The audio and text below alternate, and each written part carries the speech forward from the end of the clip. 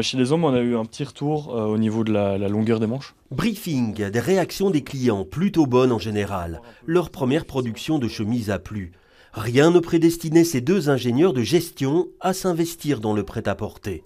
On leur a d'ailleurs déconseillé de le faire. C'était assez réticent, on va dire, au début, mais quand on a vu qu'on pouvait mettre des choses en place et qu'il y avait des choses concrètes qui se mettaient en place, voilà, les gens ont commencé à comprendre et à se dire, ok, il y a peut-être quelque chose derrière, quoi. Écœurés par les pratiques de la fast fashion, ils se sont lancés dans l'aventure en 2023 avec une ambition, offrir des conditions de travail décentes et privilégier le circuit court.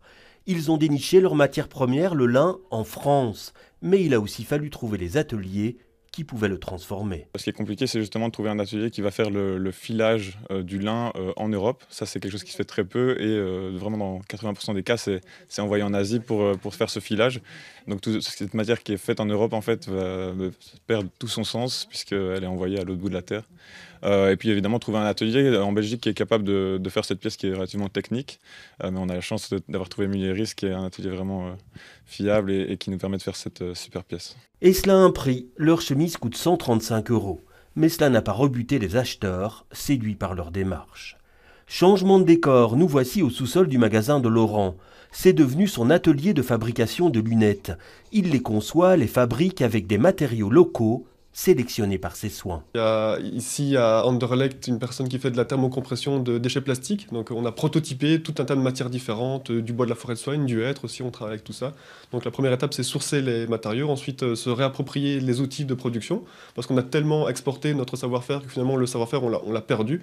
8 heures de travail sont nécessaires pour chaque paire, alors forcément dans son magasin XLOA, on trouve également d'autres fabricants, mais qui partagent les mêmes valeurs que lui.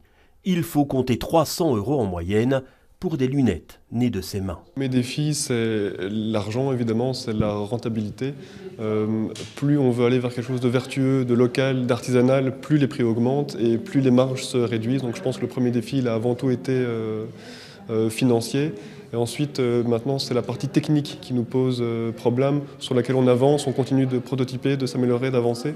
Le soutien financier de 80 000 € reçu grâce au projet Bicircular va lui permettre de s'agrandir et d'augmenter sa production. Les fondateurs de la marque de vêtements Lucide ont la même ambition. Ils espèrent vendre 500 chemises cette année et étendre leur collection de vêtements comme ce bonnet fabriqué avec de la laine recyclée.